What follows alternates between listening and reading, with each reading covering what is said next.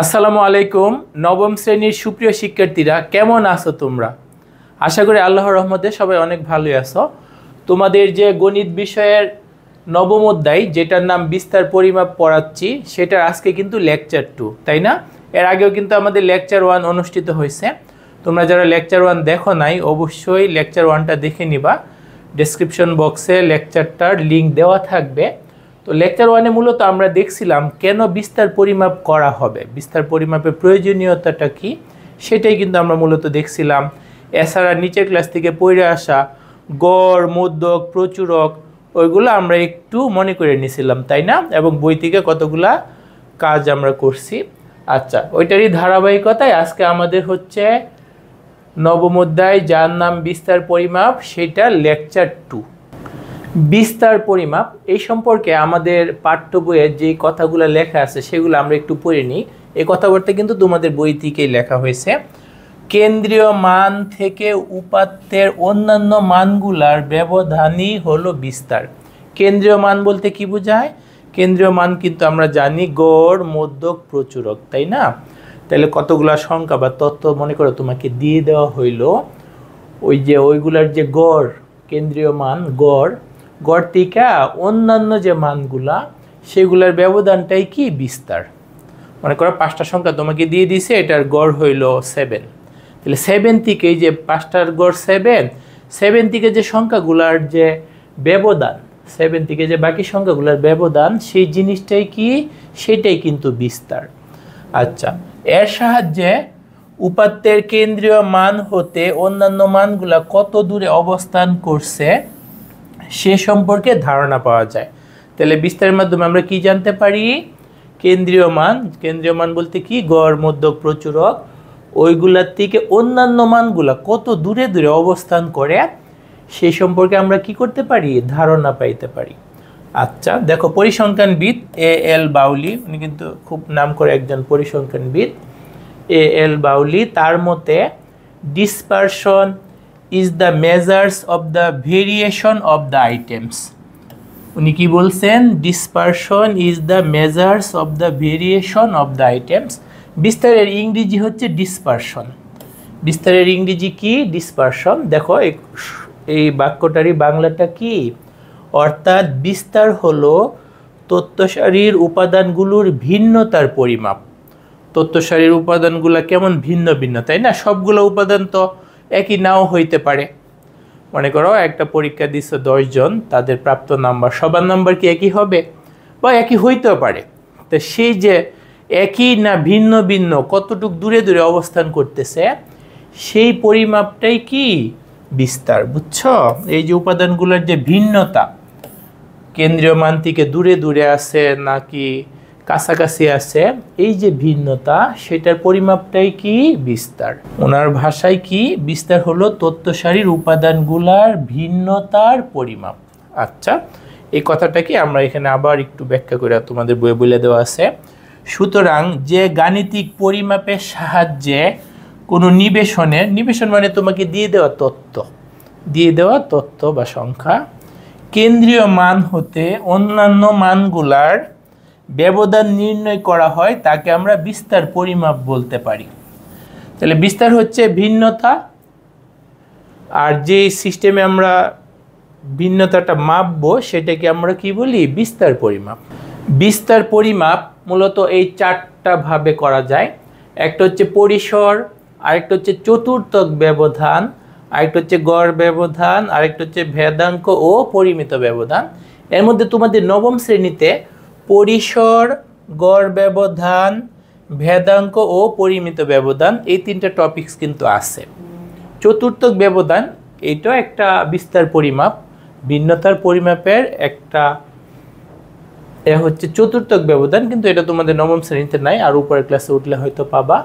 তাহলে আমাদের বিস্তার পরিমাপ কি ভাবে আমরা বিস্তার পরিমাপ করব? পরিসর, গড় ব্যবধান, ভেদাঙ্ক ও পরিমিত ব্যবধান, এই 3টা মাধ্যমে আমরা বিস্তার পরিমাপগুলা আমাদের কিন্তু নবম শ্রেণীতে শিখব। আমাদের একটা বিস্তার পরিমাপ হচ্ছে পরিসর, যেটার ইংরেজি কি? রেঞ্জ।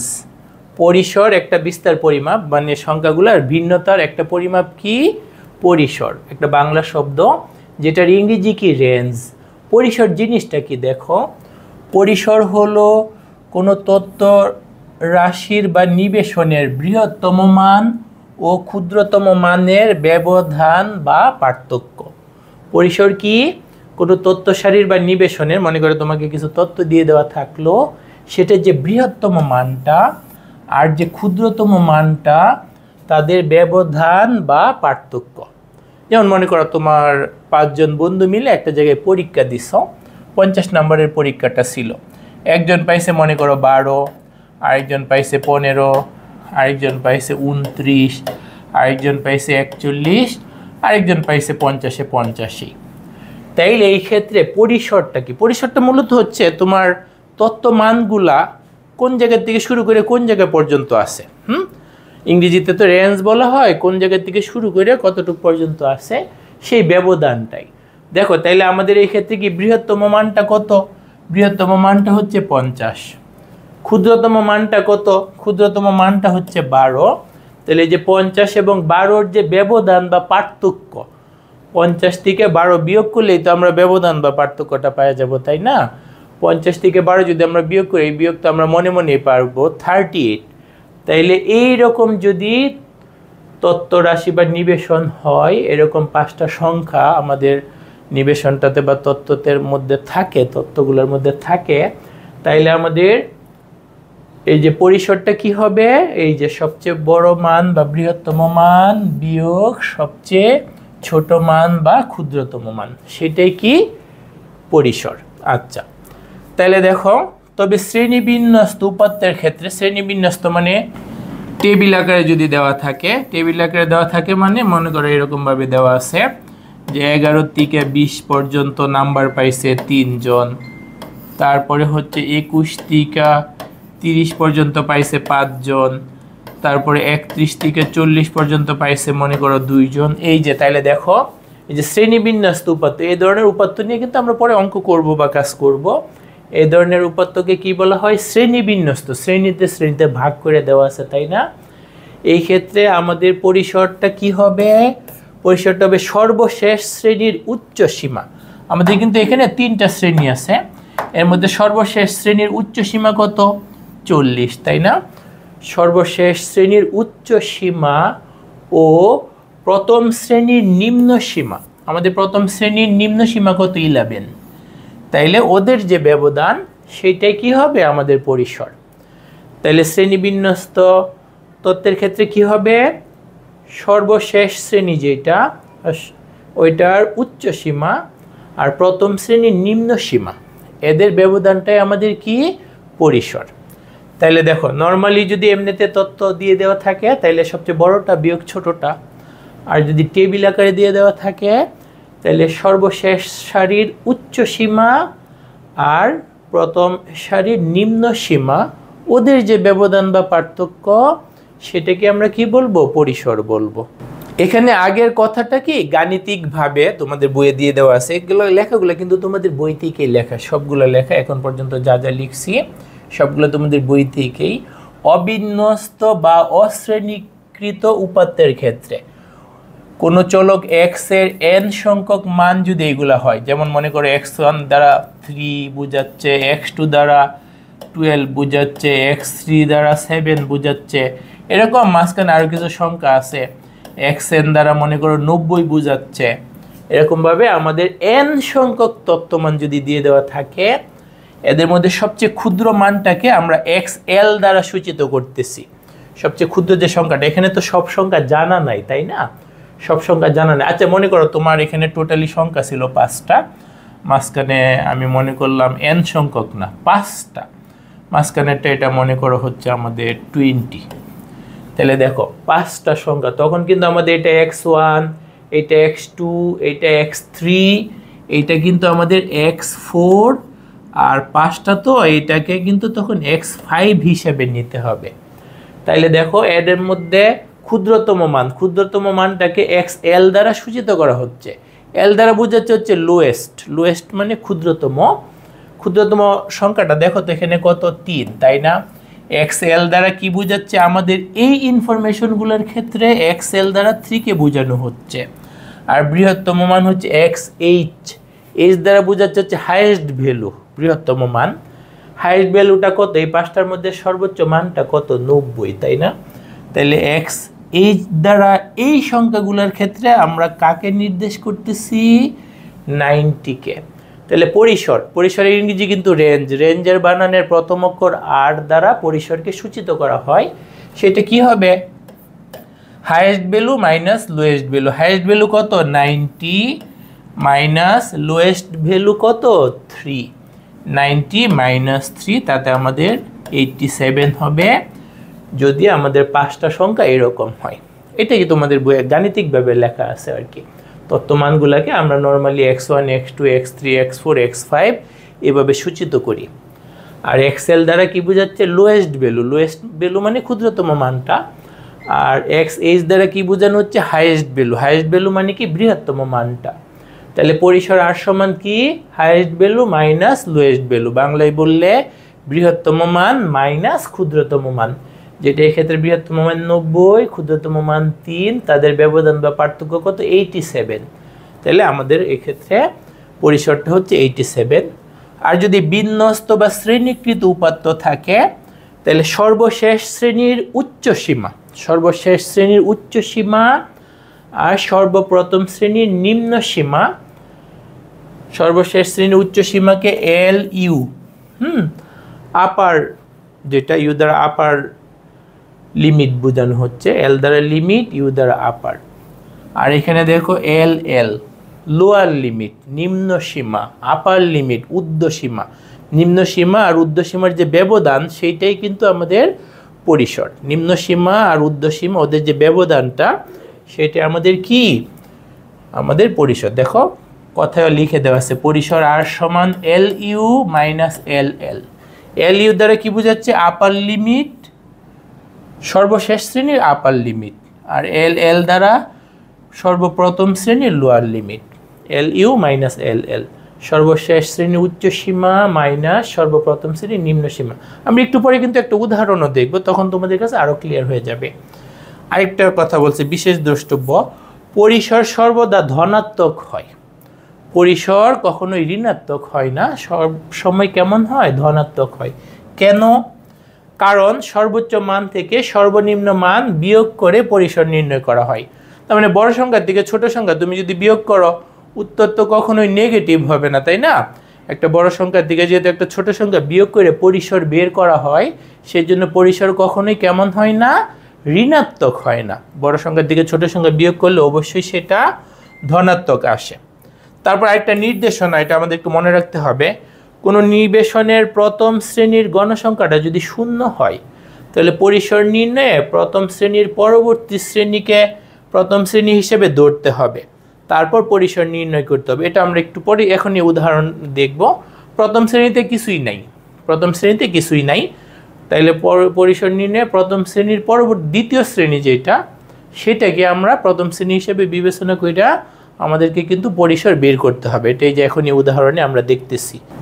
পরিসর বের করার যে নিয়মকানুন মাত্র আমরা বই থেকে দেখলাম, সেটার আঙ্গিকে দেখো তো আমরা 3টা উদাহরণ একটু আলোচনা করি, তাহলে পরিসর নির্ণয়ের নিয়মটা আমাদের আর একটু ভালো করে আয়ত্তে চলে আসবে। দেখো ক নাম্বার, খ নাম্বার, গ নাম্বার। ক নাম্বার কিন্তু আমাদের শ্রেণী বিন্যস্ত না এমনভাবে, আমাদের শ্রেণী বিন্যস্ত নয় এমন কতগুলা তথ্য বা ইনফরমেশন দিয়ে দিছে। তাহলে আমাদের পরিসর নির্ণয়ের নিয়মটা যেন কি? আমাদের দেখতে হবে কিন্তু এক্স এল কত আর এক্স এইচ কত, তাই না? এক্স এল দ্বারা বোঝাচ্ছে হচ্ছে লোয়েস্ট ভ্যালু।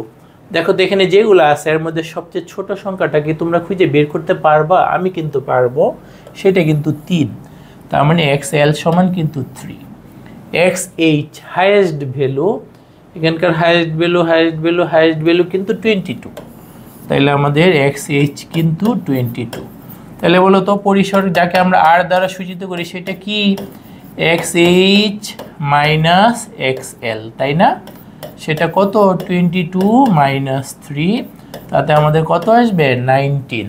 বুঝতে পারছো? সর্বোচ্চ মান আর সর্বনিম্ন মান, তাদের যে বিয়োগফল বা ব্যবধান বা পার্থক্য, সেটাই কিন্তু আমাদের পরিসর আর।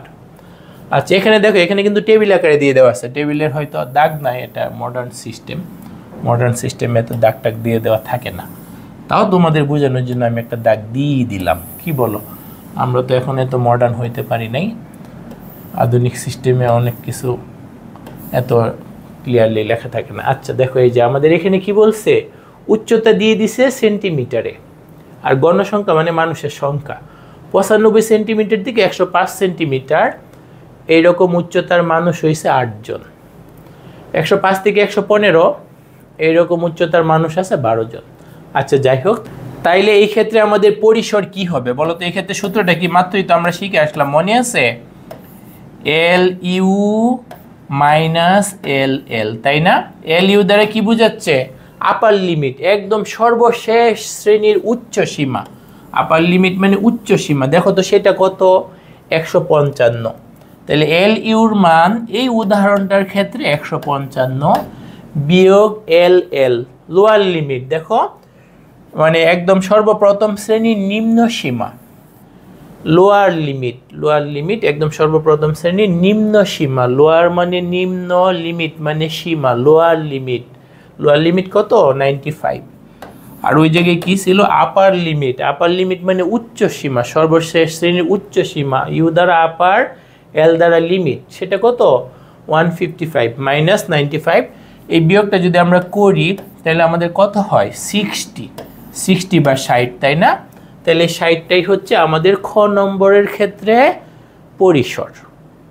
আচ্ছা এখন আমরা গ নাম্বারটা দেখি। এখানে মডার্ন সিস্টেমে আছে দাগ, মডার্ন সিস্টেমে এত কিছু দেওয়া থাকে না। ওকে, আমরা তো বুঝতেই পারবো। তাহলে দেখো তো এই ক্ষেত্রে আমাদের কি করতে হবে? এই ক্ষেত্রে আমাদের যে কাজটা করতে হবে, দেখো তো আমাদের এই ক্ষেত্রে আর সমান কি? আর সমান আমাদের সূত্র কিন্তু এল ইউ মাইনাস এল এল। এল ইউ দ্বারা যেন কি বোঝায়? আপার লিমিট, সর্বশেষ শ্রেণীর উচ্চ সীমা। আপার লিমিট মানে উচ্চ সীমা, সেটা কত? 155। সেটা কত? 155 মাইনাস কি হবে? সর্বপ্রথম শ্রেণীর নিম্ন সীমা 95 হওয়ার কথা, কিন্তু এখানে আবার একটু ক্যারাবেরা আছে। কি ক্যারাবেরা? দেখো তো এই সীমার মধ্যে কি কোনো মানুষ আছে? এইখানে কিন্তু 95 থেকে 105 সেন্টিমিটার এই উচ্চতার কেউ নাই। যদি কোনো শ্রেণীতে, শুরুর শ্রেণীতে, প্রথম শ্রেণীতে যদি গণসংখ্যা বা মানুষের সংখ্যা বা তথ্যমানের সংখ্যা যদি শূন্য হয়, তাহলে আমাদের নিয়ম কি বলছে? এটা বাদ। এখানে শূন্য কেউ নাই, এটা কাইটে ফেলো। এইখান থেকে স্টার্ট হবে, এইখান থেকে স্টার্ট হবে। এইটাই কিন্তু আমাদের একটু ব্যতিক্রম, তাই না? প্রথম শ্রেণীতে যদি কোনো উপাদান না থাকে, প্রথম শ্রেণীকে কাটিং করে বাদ দিয়ে দিতে হবে। তাহলে এই ক্ষেত্রে আমাদের নিম্ন সীমা কত? 105। তাহলে 155 মাইনাস 105, এই বিয়োগফলটা আমরা করলে কত পাবো? এই ক্ষেত্রে আমাদের আসতেছে কিন্তু 50 বা 50। তাহলে আমাদের এই যে গণঙে যে আমাদের শ্রেণী বিন্যাস করা বা টেবিল আকারে যে তথ্যমান দিয়ে দিছে, তার পরিসর কি হবে? ওই যে সর্বশেষ শ্রেণীর উচ্চ সীমা মাইনাস এই যে, এটা কিন্তু নিতে পারতেছি না জিরো হওয়ার কারণে, এখান থেকে আমাদের স্টার্ট করতে হচ্ছে। তাইলে আমাদের এই ক্ষেত্রে এল এল দ্বারা কত বোঝাচ্ছে? 105।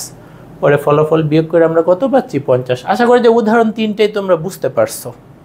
আমাদের বই থেকে একটা একক কাজ আমরা একটু এখন সমাধান করব। সেটা হচ্ছে আমাদের বইয়ে 215 নম্বর পৃষ্ঠায় আছে একক কাজটা। সেটা কি? দেখো, তোমার পরিবারের সদস্যদের উচ্চতা সেন্টিমিটার বা ইঞ্চিতে পরিমাপ করে প্রাপ্ত উপাত্তের পরিসর নির্ণয় করো।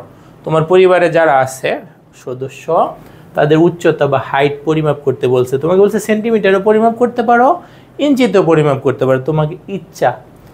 তো পরিমাপ করে কি করতে হবে? যে তথ্যগুলা বা উপাত্তগুলা পাবা সেগুলার পরিসর নির্ণয় করতে। তাহলে দেখো, এটা একটা নমুনা সমাধান। তোমার ক্ষেত্রে তো এটা ভিন্ন হইতে পারে। তো যাই হোক, এটা সমাধানটা কি? আমি কি পাইছি? আমার পরিবারে বাবা, তার উচ্চতা পাইছি 6 ফুট, মা তার উচ্চতা পাইছি 5 ফুট, আমার উচ্চতা 5 ফুট, ছোট ভাইয়ের উচ্চতা 4 ফুট, ছোট বোনের উচ্চতা 3 ফুট। তোমার ক্ষেত্রে তো ভিন্ন হইতে পারে, এরকম হইতে পারে। তো আমাদের পরিসর দরকার। পরিসর মানে কি? সর্বোচ্চ উচ্চতা কার? এখানে দেখা যাচ্ছে সর্বোচ্চ উচ্চতা হচ্ছে বাবার। সর্বোচ্চ উচ্চতা সেটা কত? 6 ফুট। সর্বনিম্ন উচ্চতা কার? ছোট বোনের। ছোট মানুষ উচ্চতা কম, সেটা কত? 3 ফুট। তাহলে পরিসর কি হবে? সর্বোচ্চ উচ্চতা মাইনাস সর্বনিম্ন উচ্চতা, সেটা কত? 6 বিয়োগ 3, তাই না? তাহলে এক্ষেত্রে পরিসর কত পাচ্ছি আমরা? 3 পাচ্ছি। বা একক হিসেবে 3 ফুটও লিখতে পারো, 3 ফুটও লিখতে পারো। তাহলে আমার এই ক্ষেত্রে উচ্চতার পরিসরটা কত? এই যে সবচেয়ে ছোট যে তার থেকে সবচেয়ে বড় যে তার যে এই যে পার্থক্যটা, এই যে পার্থক্যটা, এই যে দেখো ছোট মাথা যতটুকু উঁচুতে আছে আর সবচেয়ে বড় মাথা যতটুকু উঁচু, এই যে এই জিনিসটাই কিন্তু আমাদের পরিসর। এই জিনিসটাই আমাদের কি পরিসর, এই জিনিসটাই আমাদের পরিসর। তাহলে আশা করি যে একক কাজটা সবাই বুঝতে পারছো। আমরা আমাদের পাঠ্য বইয়ের 215 নং পৃষ্ঠার মাথা খাটাও এবং ওইটার সমাধানটা একটু দেখব। আমাদের বলছে মাথা খাটায়া বলো পরিসর সর্বদা ধনাত্মক হয় কেন? পরিসর যেটা নিয়ে আমরা আজকে দেখতেছি সেটা সর্বদা কেন ধনাত্মক হয়? তোমরা একটু মাথা খাটায় বলো তো দেখি। পরিসর জিনিসটা জানি কি করা হয়, সর্বোচ্চ মান থেকে সর্বনিম্ন মান বিয়োগ কইরা বা তাদের ব্যবধানটা এই তো পরিসর, তাই না? তাহলে সর্বোচ্চ মান থেকে সর্বনিম্ন মান বা একটা বড় সংখ্যার দিকে তুমি যদি ছোট সংখ্যা বিয়োগ করো, ওটা তো অবশ্যই ধনাত্মক বা শূন্য থেকে বড় একটা সংখ্যা আসবে, তাই না? তুমি মনে করো 70 থেকে 20 বিয়োগ করলা, ফলাফল কি নেগেটিভ হওয়ার সম্ভাবনা আছে? না। যেহেতু বড় সংখ্যার দিকে ছোট সংখ্যা বিয়োগ করা হয়, বিয়োগফলটা অবশ্যই ধনাত্মক হবে, বিয়োগফলটা অবশ্যই ধনাত্মক হবে। সর্বোচ্চ মান থেকে সর্বনিম্ন মান বিয়োগ করে পরিসর নির্ণয় করা হয় বলে পরিসর সর্বদাই ধনাত্মক হয়। তাহলে মাথা খাটাওটার উত্তরটা কিন্তু এইটা। এখন আমরা তোমাদের পাঠ্য বইয়ের 215 নং পৃষ্ঠার একটা একক কাজ 1 সেটা সমাধানটা করব। দেখো এখানে আমাদের কি বলছে, ক নম্বরে এই যে সংখ্যাগুলো দিয়ে দিছে, তারপর বলছে এই তথ্য সারির পরিসর নির্ণয় করো। আচ্ছা, এখানে উত্তর করার জন্য ঘরও দিয়ে দিছে। তাইলে দেখো কিভাবে নির্ণয় করব। পরিসর জন্য আমরা কিভাবে বের করি, বৃহত্তম মান মাইনাস ক্ষুদ্রতম মান। আমাদের এখানে বৃহত্তম মান কি, বৃহত্তম মান কিন্তু ধনাত্মক সংখ্যাগুলো বড়, তাইলে আমাদের বৃহত্তম মান কিন্তু এখানে 8। তাহলে আমরা কি লিখবো 8, তারপর মাইনাস ক্ষুদ্রতম মান। তোমরা জানো যে মাইনাসেরগুলো সবচেয়ে ছোট হবে, সবচেয়ে ছোট কিন্তু এই ক্ষেত্রে -12। তাহলে -12। তোমরা কি জানো মাইনাস মাইনাসে প্লাস হয়? তাহলে 8 + 12 শেষমেশ আমরা কত পাচ্ছি 20। আমাদেরকে নির্দিষ্ট করে দেওয়া জায়গার মধ্যেই কিন্তু হয়ে গেল বৃহত্তম মান মাইনাস ক্ষুদ্রতম মান। ক্ষুদ্রতম মানের সামনে একটা মাইনাস আছে, আবার সূত্রের মাইনাস মাইনাস মিলে প্লাস হয়ে গেছে, তাতে আমরা 20 লিখতে পারি। আচ্ছা, খ নাম্বারটাই কি বলছে? আচ্ছা, শ্রেণীবিন্যস্ত দিয়ে দিছে, তাই না? তাইলে আমাদের এখানে কি হবে, সর্বশেষ সারির উচ্চ সীমা, সর্বশেষ সারির উচ্চ সীমা কত 18, বিয়োগ কি করতে হবে, সর্বপ্রথম যে শ্রেণী সেটা নিম্ন সীমা, সেটা কত আমাদের 1। তাহলে 18 - 1 সেটা কত 17। তাহলে এটাই কিন্তু আমাদের শেষ হয়ে গেল। এখানে একদম ফর্মালি কিভাবে লিখতে হয় একটু লেখা টেখা দিয়ে দেওয়া আছে, তোমরা এভাবে করে ফেললেও হবে। আর যদি মনে করো যে না আমি একদম ভাইঙা গ্রামাটিক্যাল ভাবে করব, তাতেও করতে পারো। আমাদের তো এরকম ক্ষেত্রে সূত্র কি, highest value minus lowest value, XH minus XL, 8 minus -12 তাতে 20 আসে। আর যদি এইভাবে শ্রেণীবিন্যস্ত আকারে দিয়ে দেওয়া থাকে তাইলে কি LU আপার limit minus LL lower limit. তাহলে সর্বশেষ যে শ্রেণী তার আপার লিমিট কত 18, LUর মান 18। সর্বপ্রথম শ্রেণীর নিম্ন সীমা কত 1, 18 - 1 17 হয়। তাহলে আমরা একটা পাইছি 20 আর একটা পাইছি 17। বই থেকে আমরা আরেকটা একক কাজ দেখি, যেটা একক কাজ 2 নামে অভিহিত। তোমার বাগানের সবচেয়ে বড় ফুল গাছটির উচ্চতা 75.06 সেন্টিমিটার এবং গাছগুলোর উচ্চতার পরিসর 15.37 সেন্টিমিটার। বলছে সবচেয়ে ছোট ফুল গাছটির উচ্চতা নির্ণয় করো।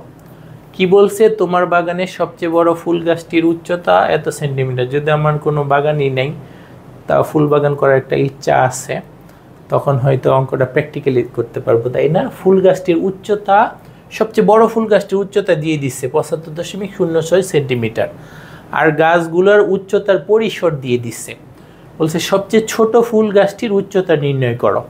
আমাদের কিন্তু পরিসরের জন্য সূত্র আছে। পরিসরের জন্য সূত্র কি দেখো তো, R সমান কিন্তু XH - XL, তাই না? আমাদের আর দ্বারা কি বোঝায়? পরিসর। পরিসরটা কি দিয়ে দিচ্ছে? হ্যাঁ, পরিসরটা দিয়ে দিচ্ছে, বুঝছো? আর এর মান কিন্তু আমাদের দিয়ে দিচ্ছে 15.37। এক্স এইচ দ্বারা কি বোঝায়? হাইয়েস্ট ভ্যালু, সবচেয়ে এক্ষেত্রে সবচেয়ে বড় ফুল গাছটির উচ্চতা, সেটা কি দিয়ে দিচ্ছে? দিয়ে দিচ্ছে। সেটা কত? 75.06। আর এক্স এল দ্বারা বোঝাচ্ছে ক্ষুদ্রতম মান, এক্ষেত্রে কি সবচেয়ে ছোট ফুল গাছটির উচ্চতা, সেটা কিন্তু আমাদের জানা নাই। এক্ষেত্রে আমাদের এক্স এল মানটা বের করতে হবে। জিনিসটা হচ্ছে এরকম আর কি, মনে করো তোমার বাগানের এই যে এটা একটা ফুল গাছ, যদিও আমি ভালো চিত্র আঁকতে পারি না, এটা আরেকটা ফুল গাছ, এটা আরেকটা ফুল গাছ, এটা কিন্তু সবচেয়ে উঁচু, তাই না? সবচেয়ে উঁচু আরেকটা ফুল গাছ। আচ্ছা, তাহলে এখানে কিন্তু এই যে সবচেয়ে বড় ফুল গাছটার উচ্চতাটা দিয়ে দিচ্ছে। এই যে এই উচ্চতাটা আমাদের কিন্তু এখানে দিয়ে দেওয়া আছে, এই যে এই উচ্চতাটা আমরা জানি। আবার এই যে পরিসর, সবচেয়ে ছোটটার থেকে সবচেয়ে বড়টার যে উচ্চতার ব্যবধান, এই ব্যবধানটা জানি, এই ব্যবধানটা জানি। এই যে পুরো উচ্চতাটা জানি আর এই ব্যবধানটা জানি, আমাদের এইটা বের করতে হবে, এটা আমাদেরকে বের করতে হবে। আচ্ছা, আমরা সূত্র অনুযায়ী লিখলাম, আমরা সূত্র অনুযায়ী কী করলাম? লিখলাম। এখন তাইলে দেখো আমাদের হিসাবটা কি হবে। আমাদের কিন্তু এই যে এক্সেল দ্বারা সবচেয়ে ছোট ফুল গাছটির উচ্চতা কিন্তু বের করতে বলছে। সেটা কি আসবে? দেখো, আমরা তো এই ধরনের ক্যালকুলেশন জানি। এক্সেলটা বাম পাশে চলে আসবে, ওই পাশে যেহেতু মাইনাস আছে, এই পাশে এসে কি হয়ে যাবে? প্লাস হয়ে যাবে। আর এই জায়গায় কি হবে? 75.06, ওইটা যায় আবার মাইনাস হয়ে যাবে, এটা যায় আবার কি হবে? মাইনাস 15.37। পরে এটা যদি আমরা ক্যালকুলেটর দিয়ে বিয়োগ করি, তাহলে কিন্তু আমরা পেয়ে যাব 59.69। 59.69 একক, যেহেতু প্রশ্নে দিয়ে দেওয়া আছে সেন্টিমিটার, তাহলে এটা কিন্তু আমাদের হবে। পুরো ম্যাথটা কিন্তু এই জায়গায় করে দেওয়া আছে, তাই না? তোমরা যেগুলো স্ক্রিনশট নিয়ে এখান থেকেও উঠাইতে পারো।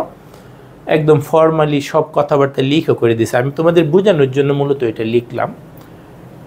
ধরি বড় ফুল গাছটির উচ্চতা এক্স এইচ, বৃহত্তম মান বা হাইয়েস্ট ভ্যালু সেটা হচ্ছে 75.06 সেন্টিমিটার।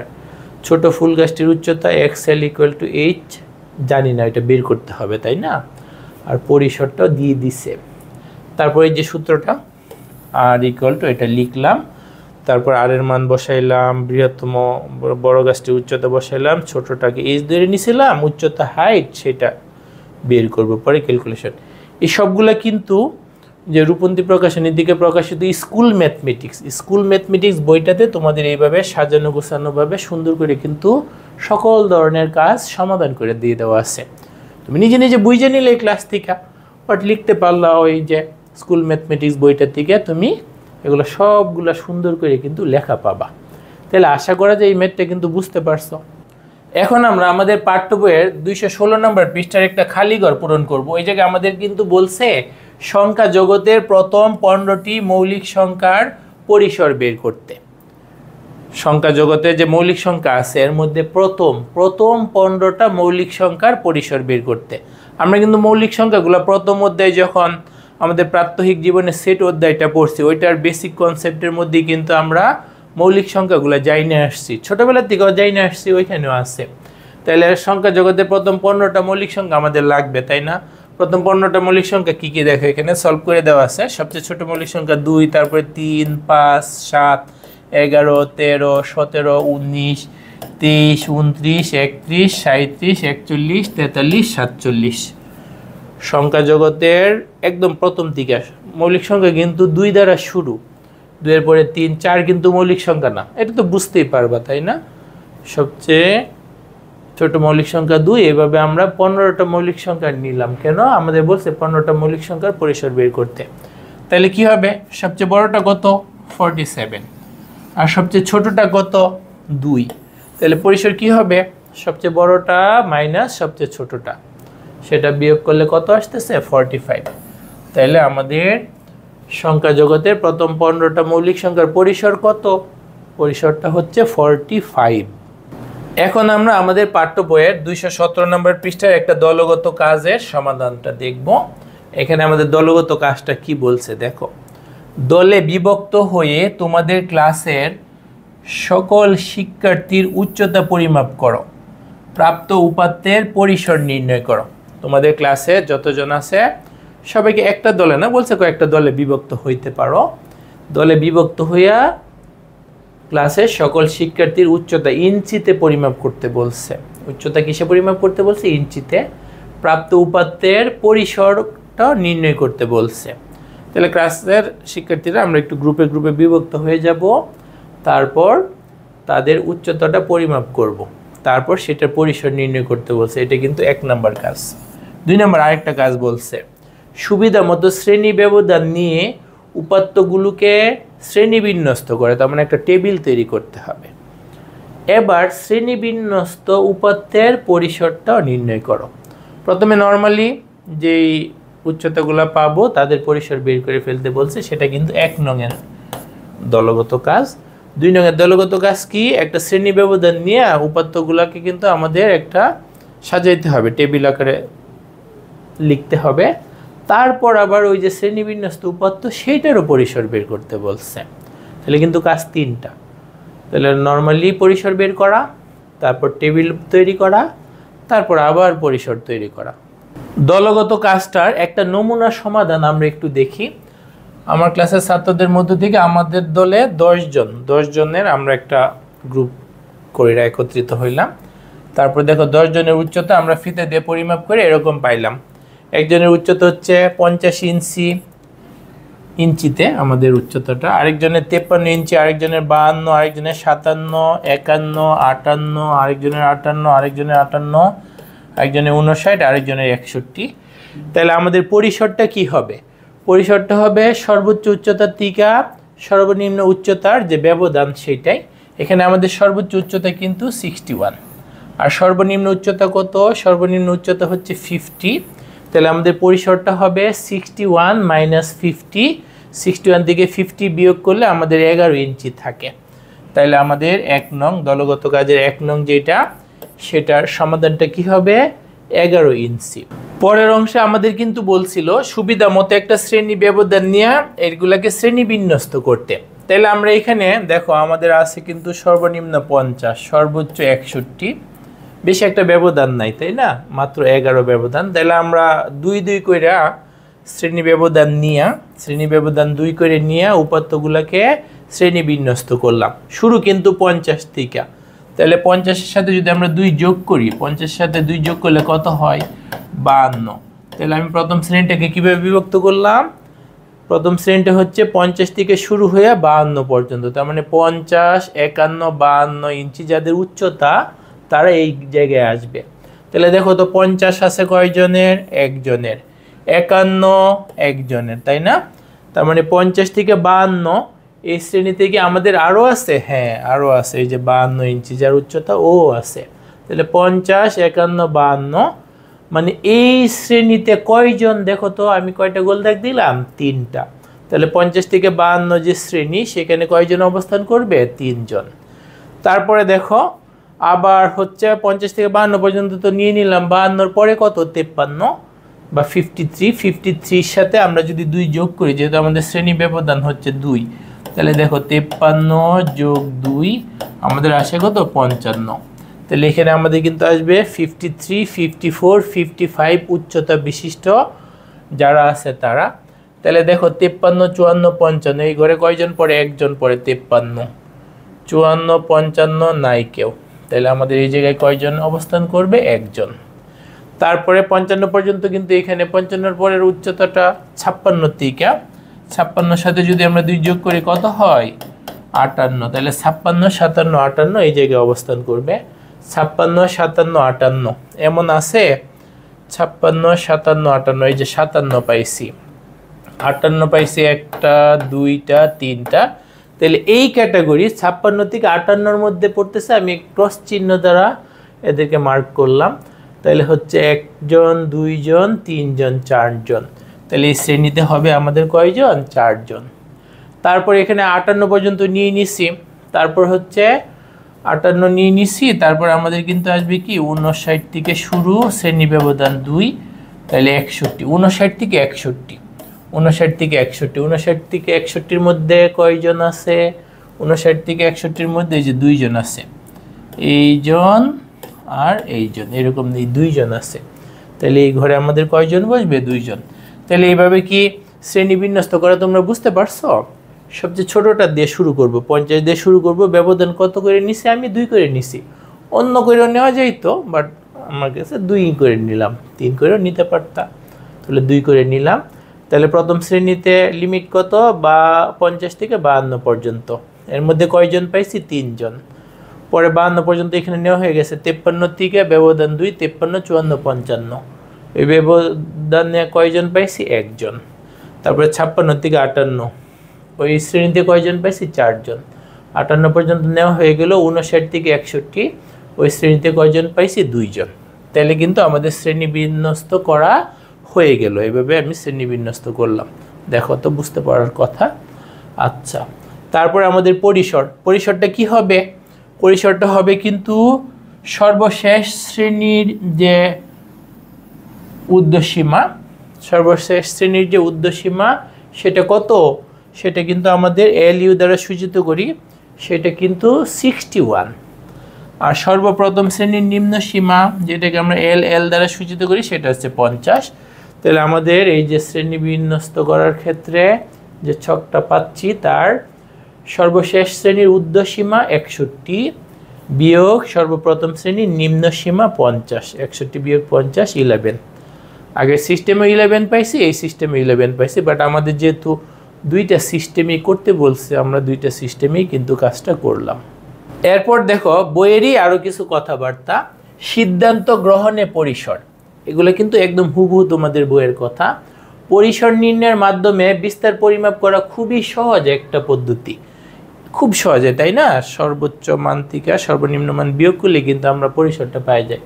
খুবই সহজে বা খুবই অল্প সময়ের মধ্যে এটির মান নির্ণয় করা যায়।